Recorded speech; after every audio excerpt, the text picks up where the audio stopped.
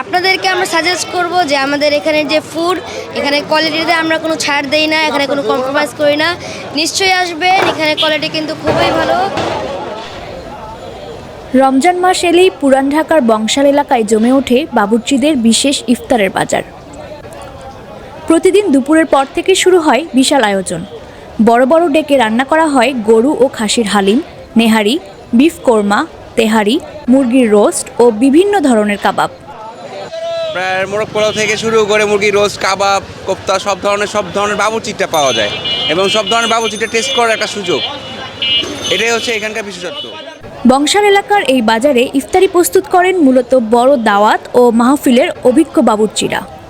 তাদের দাবি, এক একটি ডেকে কয়েকশো মানুষের জন্য ইফতার প্রস্তুত করা সম্ভব। এখানে সবাই হলো বাবুর্চি, অরিজিনাল বাবুর্চি। বাবুর্চির কারণে সব জায়গায় আছে, কিন্তু এইরকম হবে না। আমাদের এখানে যারা ইফতারি বাজার দিচ্ছে তারা অরিজিনাল হলো বাবুর্চি।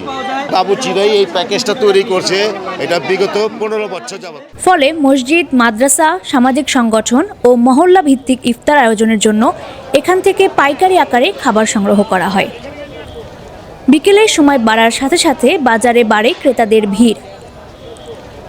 আজানের আগ মুহূর্তে দেখা যায় তীব্র ব্যস্ততা। গরম হালিমের বাষ্প, মশলার ঘ্রাণ ও ক্রেতাদের কোলাহলে মুখর হয়ে ওঠে পুরো এলাকা। আমি আসছি গাজীপুর থেকে, গাজীপুর জয়দেবপুর ডুয়েট থেকে। আমার ওয়াইফের খুব শখ পুরান ঢাকার ইফতারি খাবে, তো বছরে একবার দুইবার আসা হয় ইফতারিতে, আর একবার সাইরি করতে আসি রাতে। খাবার ভালো, বাবুর্চিদের খাবার, সব খাবারই টেস্ট, আর দামও খুব রিজনেবল প্রাইস। মানটা ভালো দেখে দেখে আসছি, আমি ঠিক আছে মান ভালো দেখে আসছি, ঠিক আছে দেখে আসার কোনো প্রশ্ন হয় না। চকবাজারের থেকে এখানে আসলে পার্থক্য, চকবাজার একটু যানজট থেকে আমরা যাই না, ওখানে সব খোলা, এখানে সব মনে করেন ঢাকনা, মানে সিগারেট, এটা ভালো না, এই আর কি পার্থক্য। রমজান মাস জুড়ে প্রতিদিনই এমন ব্যস্ততা থাকে ব্যবসায়ীদের।